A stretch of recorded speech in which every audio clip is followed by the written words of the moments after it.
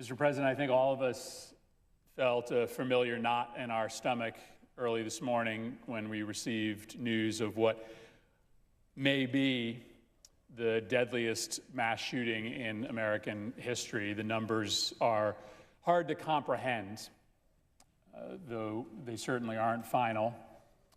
58 people are dead, and perhaps over 500 have been wounded, either by the gunshots themselves or by the pandemonium that ensued once the thousands of concert goers in downtown Las Vegas figured out that they were being fired upon from above. And there is nothing wrong with sending every thought and prayer, every bit of your heart to Las Vegas, to all of the family members that lost loved ones, to those that are recovering, to the first responders, to the community writ large. It really does help. I lived through one of these as a witness in Sandy Hook. Many of those parents are still my friends. We're about the same age. Our kids are the same age. And well, there's absolutely no words, no gestures that can ever salve the wounds that come with losing a child, especially a first grader. It did not hurt to know that the rest of the world was thinking every single minute about that community. The overwhelming amount of stuff that showed up in Sandy Hook, the teddy bears that piled up in the days and weeks that followed, it was a reminder to that town that they weren't forgotten. It helps, it does. But it's not enough. It's not enough. And I want to just spend a few moments, I know to be preceded by a few of my colleagues, to talk about the work that we have to do here. If we are to address what I would consider to be a festering, lingering paradox that exists in this country. What I mean by that is this. This is a country that leads. Right? Almost every great magical invention in this world today, whether it be open economies, participatory democracies, communication through the internet, are essentially modern American inventions. The reason that we were able to catapult the rest of the world in just a quarter millennium to a point of global preeminence is because we saw big problems and we solved them before anybody else did. And then we took those solutions and we exported them to the rest of the world. That is a definitional characteristic of this country, just working harder than anybody else to solve big, nettlesome problems and then giving that solution to others so that they can use it for themselves. The paradox lies here. We've solved a lot of big problems: how to govern ourselves, how to order our economies, how to talk to each other, how to save people from disease. And yet, maybe the longest standing human concern is a very simple one: concern for your physical safety. Right? I can chart you a history of civilization based upon society's ability to more consistently protect your physical body. That's, in fact, one of the original reasons why humans found each other, to try to protect ourselves from physical harm that comes from the outside. And the paradox lies in the fact that when it comes to this country's ability to protect its citizens from physical harm, we are not a leader, we are a laggard. We are an outlier when compared to other industrialized first world nations. You are much more likely to meet a violent death, especially by the hands of a firearm, in this country than you are in other first world countries. And it's time for us to explore why this paradox exists. Why are we such a leader? Why have we been such a leader over the course of 240 years on so many different concerns, and yet we are a laggard when it comes to protecting ourselves and our fellow citizens from physical violence? The scope of this problem is enormous. When you look at OECD countries, there are just a handful that have a higher rate of violence, and in particular gun violence, than the United States. I've been down on this floor, as has Senator Durbin and others, talking about the numbers over and over again. But every day, approximately 80 people will lose their lives by gunfire, 2/3 of those by suicides, but still, about 30 people every day are killed with a gun that is used by someone else, and there is just really no other country in the industrialized world that meets that rate of gun violence. And the mass shootings, which get the most attention, are epidemic, are truly epidemic. We have become normalized and regularized to 50 or 40 or 30 people losing their lives, but this happens nowhere else other than the United States at this rate. This is a uniquely American problem. And by the way, it's not just the Las Vegases and the Orlandos and the Sandy Hooks.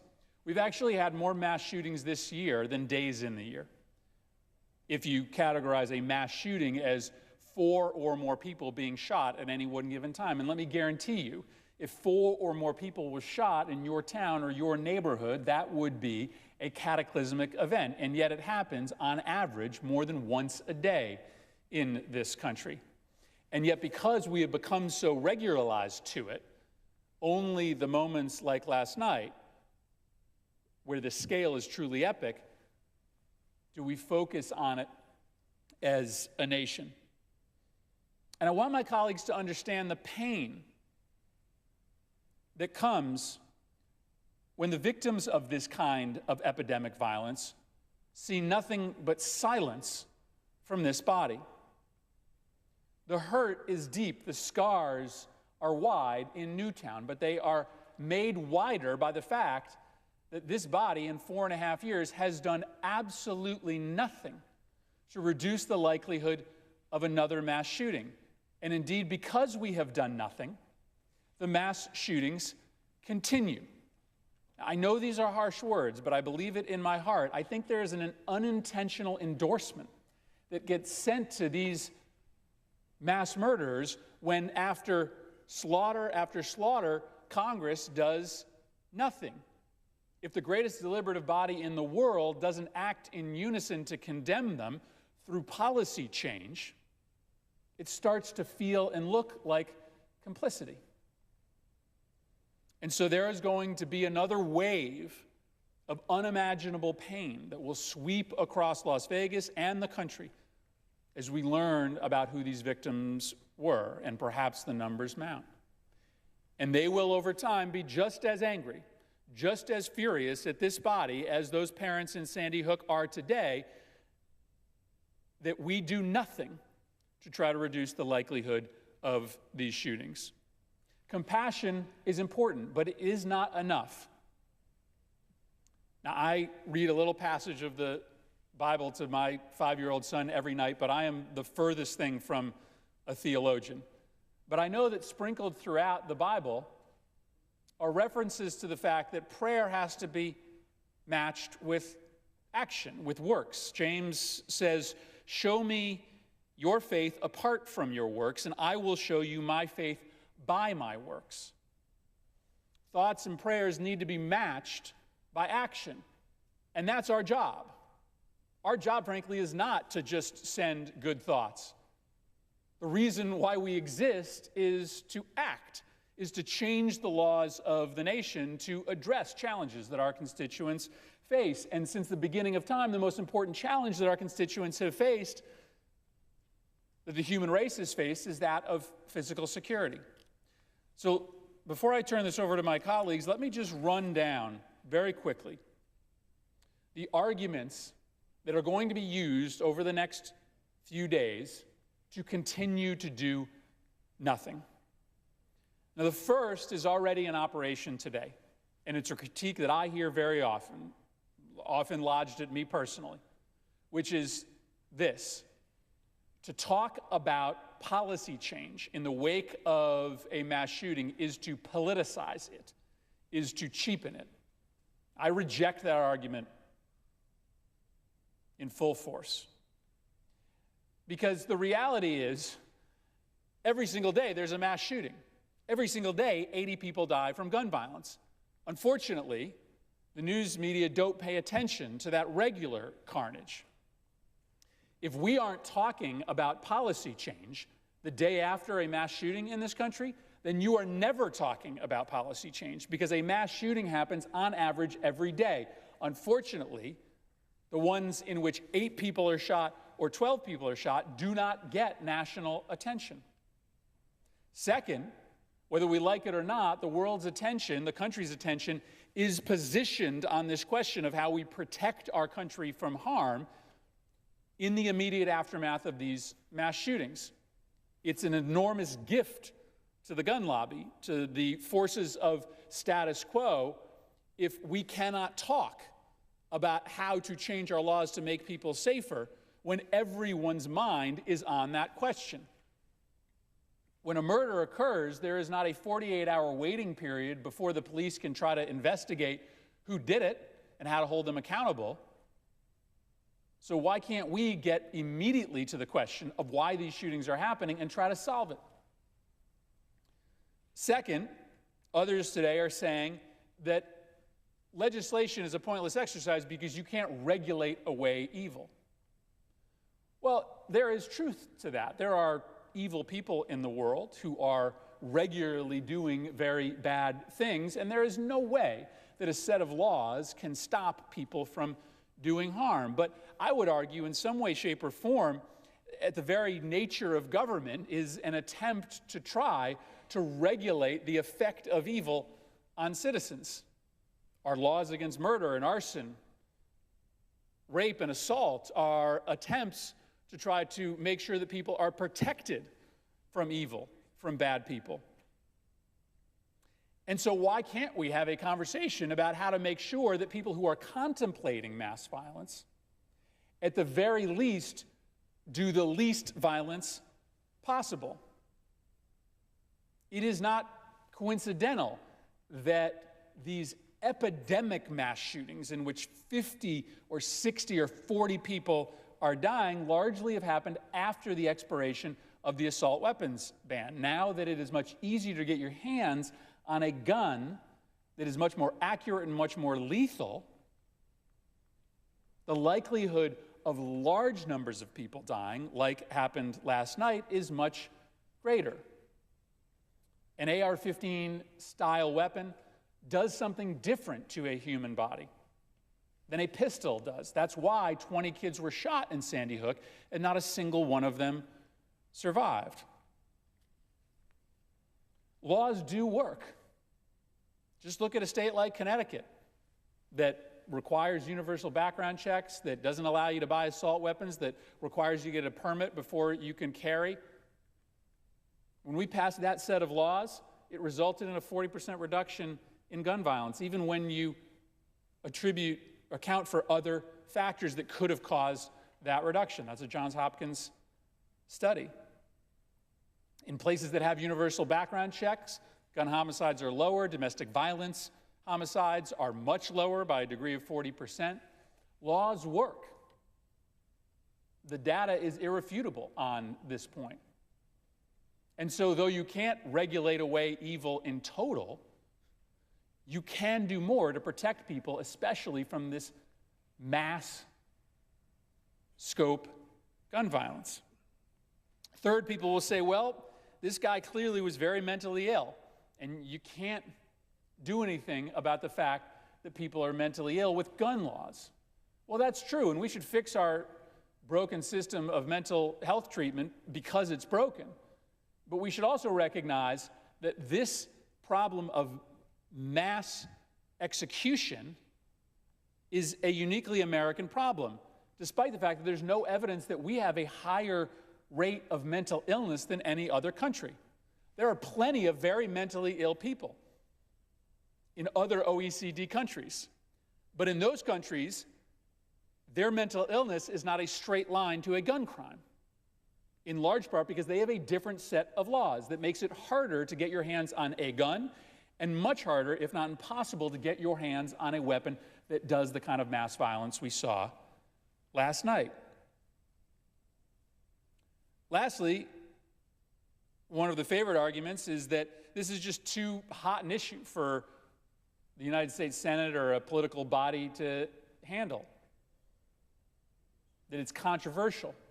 Well, it is controversial, but it's not as controversial as people may think. In fact, the issue of background checks, which I understand may not have been dispositive on what happened in Las Vegas last night, but might have reduced the likelihood that another 80 people died from gun violence over the course of Sunday. Background checks is supported by 80% of Americans. Most polls will suggest that a majority of Americans support the other suite of law changes that I talked about as well. In fact, many of the first steps that we would take as a body, saying people on the terrorist watch list can't buy guns, tightening up the law to make sure that people who are mentally ill can't buy guns, those are supported by 80 to 90% of our constituents, no matter whether you live in the bluest state or the reddest state.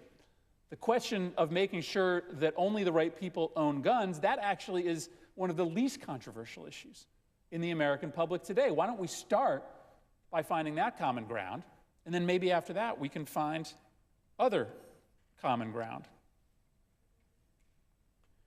This is going to keep happening. This is going to keep happening over and over again. And I know the answer can't be that we are powerless as a body to do something about it. I just personally can't bring that answer back to the families of Sandy Hook for another year. And I have a feeling, I don't want to speak for them, but I have a feeling that the delegation from Nevada is going to have a hard time bringing that answer back to the victims in Las Vegas as well. This is a growing fraternity, a tragic, awful fraternity. Members of Congress who represent states who have gone through these horrific mass executions. I had too many phone calls from senators and representatives who were already part of that club when Sandy Hook happened, and I got to make that call this morning as well to offer whatever advice I could on how to help a community heal. But this silence has become unintentional endorsement. It's become a kind of sick complicity. And I hope that in the coming days we can come together, Republicans and Democrats, to start talking about, at the very least, some baby steps to show the people of Las Vegas, to show the people of Orlando, to show my constituents, my friends in Sandy Hook, that silence is no longer an option. I yield the floor. Senator from Illinois. Mr. President, let me thank my colleague from Connecticut. He sponsored a filibuster, or at least a long speech last year, I believe it was, and I participated in it, as did many members of our caucus. Both he and Senator Blumenthal bring a special perspective to this issue of gun violence, representing the state of Connecticut and many of the families who lost their first graders. I believe there were first graders who were shot down, 20 of them killed in their classroom. I remember when I heard that story and how those children died and their teachers died, I thought to myself, this must be the moment. This must be the moment that will motivate America to finally do something. If innocent first grade children can be shot down in their classrooms in this fashion, the honest answer is we've spoken a lot about the issue, but we've done little or nothing to change the circumstances which led to their death. If that were the only case, it would be bad enough. But the Orlando nightclub, I believe 49 were killed there. Some crazed person went there and killed innocent people gathered at that nightclub. And as Senator Murphy has said, when you go through the litany, it is an endless litany of victims of gun violence. And now, last night in Las Vegas, Nevada, the worst gun crime in the history of the United States of America. The worst. Estimates now, I saw as I came to the floor, 58 have died and over 500 seriously injured. I don't know what the ultimate numbers will be, but those numbers in and of themselves are incredible. Mr. President, last night we witnessed what was the worst mass shooting to date in the nation. This gunman, supposedly, at 10 p.m. last night in Las Vegas local time, began firing from a room on the 32nd floor of a hotel down into a crowd of people gathered for a country music festival. He supposedly was holed up in his hotel room with 10 guns and obviously fired hundreds of rounds of ammunition. As I mentioned, 58 people have been reported to have died and over 515 injured. Those are staggering and horrifying numbers. There are literally hundreds of families tonight and communities who have been changed forever by this horrendous crime. Our prayers, obviously, naturally, go out to them in this moment of loss and uncertainty. During and after the shooting, as we expect but should never take for granted, law enforcement and first responders acted like the heroes that they are, working to stop the shooter, securing the scene, helping the victims, saving lives. We are grateful to these first responders who so often are called to run to the sound of gunfire to keep us safe, not to run away. It's unthinkable that this type of shooting tragedy could happen in the United States of America, but I'm sorry to say it's becoming a regular occurrence. This was the worst. But yesterday, October 1st, was also the 2-year anniversary of the mass shooting in Roseburg, Oregon, when a gunman killed 8 students and a professor at a community college. Also this past weekend, at least 33 people were shot in the city of Chicago. At least 4 died. The relentless toll of gun violence never seems to stop. The American Medical Association has declared that gun violence is a public health crisis in America. On an average day, 300 Americans are shot. On an average day, 300 Americans are shot. About a third of them will die from that gunshot. Mass shootings, as Senator Murphy said earlier, have become a daily occurrence. If our critics would say, please don't exploit the event of a mass shooting by speaking on the floor, as Senator Murphy's made clear, then we wouldn't be able to speak any day of the year because they are so common. We can't let this become the new American normal. We can't just shrug our shoulders when we see over 30,000 Americans shot and killed year after year after year. We can't sit back and do nothing while hundreds of our fellow Americans are shot in one night simply because they went out to hear a music concert. Just this last week, I was at a concert in Nashville, Tennessee, at the Ryman, the site of the Grand Ole Opry. 2,000 people had gathered there. They were mainly folks from the Midwest, many of them retired, who love country music, I'm sure as the people in Las Vegas did. And when I heard about what happened in Las Vegas, I thought, well, what if someone had walked into that theater and opened fire? It could have happened. Sadly, it could have happened. What are we going to do about it? Well, certainly there will be outrage at the death. There will be grief over the loss. But then what? And that's what Senator Murphy challenges us to think about. We serve in the United States Senate. We are not just casual observers of this violence. We're supposed to pass laws to make America safer. What will we do because of what happened in Las Vegas last night? That's the question that brings me to the floor this evening. If we have a responsibility to keep our families in America safe, what are we prepared to do? For the gun deaths in Chicago, there are some things which I would do instantly. Background checks. I don't believe you should be able to walk into a gun show and buy a firearm, or more than one, incidentally, and take them out the back door without somebody asking, who are you? Do you have a criminal record?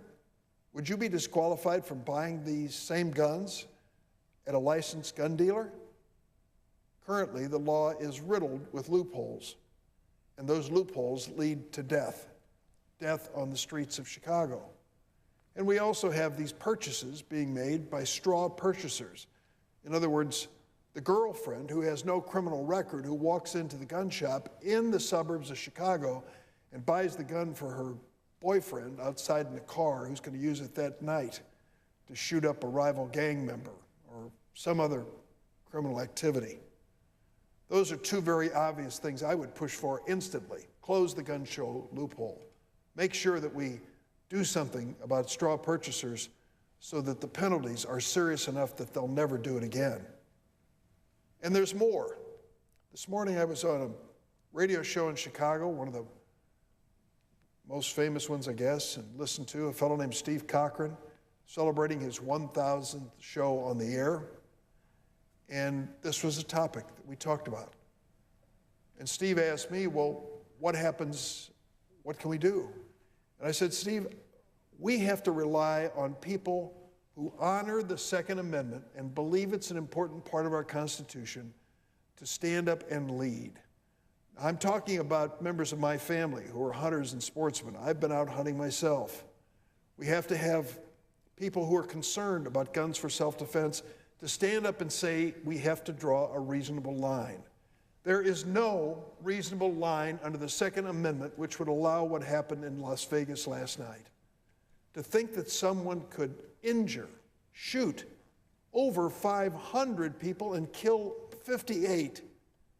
What kind of weaponry did he use? We'll know, we'll find out the details, but it certainly goes beyond any reasonable weapon needed for self-defense, sport, or hunting purposes. Can we not at least appeal to those who honor the Second Amendment to join us in drawing a reasonable line so that combat and military-style weapons that can lead to such carnage are not considered to be normal or acceptable? Decades ago we did when it came to machine guns. Decades ago we said this is a weapon no one should have, period, except for the military and perhaps law enforcement. Can we return to that conversation? We're going to need the leadership from people who believe in the Second Amendment to make it happen. We've seen Democrats and Republicans join together and pass meaningful laws to deal with public health crises like opioid addiction. We have to do the same for this public health crisis. And I'm sorry to report to you that a recent nominee for Surgeon General of the United States was almost denied that opportunity because he was bold enough to say that this is a public health crisis. Gun violence is a public health crisis. It certainly is. There's no single law or policy that would prevent every tragic shooting, as there's no single law or policy that would end heroin overdose. But let's start working together to do something. We can't stop the shootings that have already happened in Las Vegas, in Chicago, in Roseburg, Oregon, and across the nation. We failed to respond in time for those victims and their families. But if we work together, we can stop shootings in the future. That is something we should all strive to do. We must do all that we can to spare families the unimaginable pain that so many in Las Vegas are feeling today in the aftermath of this horrible tragedy. I hope we will. Mr. President, I yield the floor. Mr. President. Senator from Pennsylvania. Thank you, Mr. President. I want to commend the words and the determination for action that were expressed by the Senator from Connecticut and the Senator from Illinois. Like them and like so many people across the country, I start with both condolence and prayers and commendation. Condolence for the families, the names and the families we don't know yet of this most recent tragedy. But we do know that they are not only worthy of our expressions of condolence, but will be in need of our prayers. And commendation, of course, for the first responders and the law enforcement officials who responded like they always do, running towards the danger, running to help. We can't say enough about the work that they do. If we stop at expressing condolence and offering prayers and commending those who take action, like first responders and law enforcement, if we stop there, I don't think that's an adequate response to this tragedy. Just like it wasn't an adequate response in connection with the Pulse nightclub or the tragedy in December of 2012 in Newtown, Connecticut. It's nowhere near an adequate response when you consider the enormity of this problem. So I believe we've got to take action. I'll talk about that in a moment. But action must start with what happens on this floor. It's difficult to take action necessarily if there isn't time for debate, time for collaboration on legislation, and ultimately consideration of legislation here on the floor of the Senate, and I would hope in the United States House of Representatives. The enormity of this tragedy is almost hard to comprehend when you think about it, not just in terms of the number, which at last count was 58 killed and over 500 injured. Those numbers are almost too large to comprehend, that one person with one weapon or maybe several weapons was able to inflict that kind of carnage in one place at one time. I don't know how long it took, but he wasn't shooting for many hours to kill that many people. He did it in a short time frame. But when you consider those numbers, I have to ask, I don't know if we went back and compared a similar day or a similar time frame in the loss of life in the context of war. But I'm sure there were plenty of days of conflict where Americans were on foreign soil in a battle, in a war, where we would have lost even less lives on a particular day or a portion of a particular day. So the scale of this is almost unimaginable. And then when you consider what's been happening in our streets, every state, every community has their own numbers. I can point to Pennsylvania just since 2014, thousands of shootings. By one estimate, I think over 7,700. But then, of course, the more ominous number is the number of people killed as a result of those shootings. In Pennsylvania, since 2014, some 2,072 people have died in our state as a result of that larger number of shootings. I think for the nation, and I think certainly, undoubtedly for me, maybe the most important or the most seminal day in this debate was in December of 2012 at Sandy Hook Elementary School in Newtown, Connecticut. The distinguished senator from Connecticut who joins us on the floor and started tonight with his remarks remembers it better than probably any other member of the Senate other than his colleague in Connecticut and others who lived through it. One of the questions I asked myself at the end of that weekend, after watching hours and hours of television coverage and reading a lot about it, and then watching a news report on Sunday evening which tracked the pathway of the killer going to one classroom and killing 20 children, 6-year-olds, 7-year-olds, first graders. After he had done that, he was on his way to another classroom. So I concluded from that if he had more time, we would have been reading about, in addition to the 20 killed in one classroom and the adults who were killed, we would have been reading about potentially hundreds of children killed in one school in even a lot less than a day, maybe an hour or 2 or 3. But that didn't happen. He took his own life. So I began to ask myself, not only what should we do in response to this, and I had concluded at that point to support legislation, but a larger question kept coming to mind. If one person with one weapon or a few weapons and unlimited ammunition, if one person can not only kill 20 children in Connecticut, I guess almost 50 people in Florida, and now that we know from Las Vegas, at least 58, and I'm sure some who are injured will die. But if one person can do that, we have to ask ourselves, is there nothing we can do?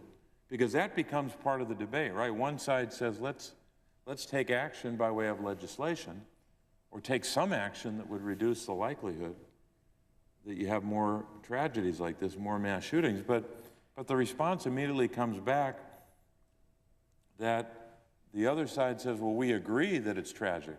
We agree we want to prevent it. We agree we want to reduce the likelihood. But there is nothing we can do legislatively to reduce the likelihood or to prevent it. And I don't think anyone would argue that a law that passes in the aftermath of this Las Vegas tragedy, or a law that passes even in the aftermath of Sandy Hook Elementary School, if the proposals, the bills really, that were voted on here in the Senate in 2013, if they had passed, no one can argue with certitude or scientific precision that if you pass this law, this many lives will be saved. But after Newtown and after this tragedy, I come back to the same question. Is there nothing we can do legislatively? The most powerful country in the world that led the world in winning World War II, a war that was not on its way to winning until we got involved, until we were forced to respond because we were attacked. The country that has cured disease and built the strongest republic in the history of the human race, that has the strongest military, without a doubt, has the strongest economy, without a doubt, has so much in ways that we can point to of American exceptionalism and strength and achievement, achievements that are unmatched anywhere in the world, in almost any part of American life that you can point to. Is that same country completely disabled from taking an action that would reduce the likelihood, and we would hope substantially reduce the likelihood, that we won't have another Las Vegas or another Orlando or another Newtown, and go on from there in all these tragedies in all these places?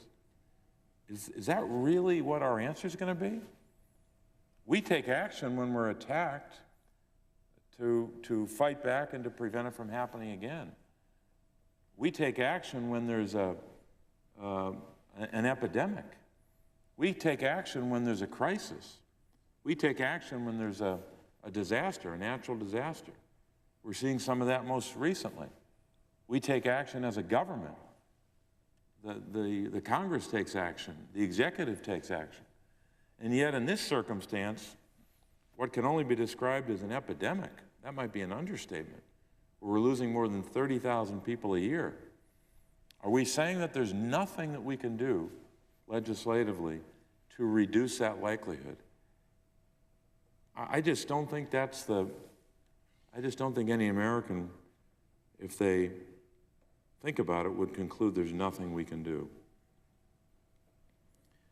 So when I considered that in the context of Sandy Hook, I had to ask myself, are you saying to yourself that you're going to vote no on what became 3 bills, vote no on them because you believe that there's nothing we can do?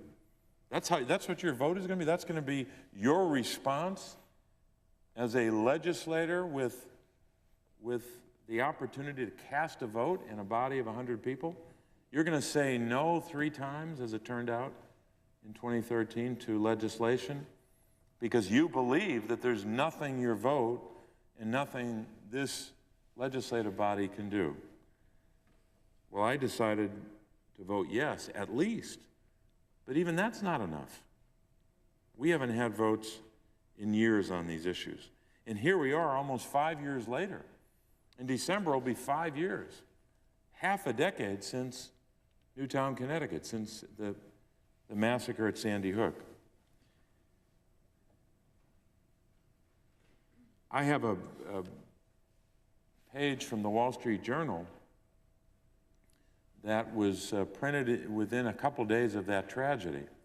And it had very small color pictures and very small biographies of those very small people, those 6-year-olds and 7-year-olds. And it's been on my desk all these years, and it's a very yellowed copy of a newspaper article. And I often think about what those families have gone through all these years. The great recording artist Bruce Springsteen had a song after September the 11th. The name of the song was "You're Missing." The refrain in that song, of course, is "You're missing," talking about someone who lost a loved one at 9/11. He says at one point, "You're missing when I turn out the lights, you're missing when I close my eyes, and you're missing when I see the sunrise."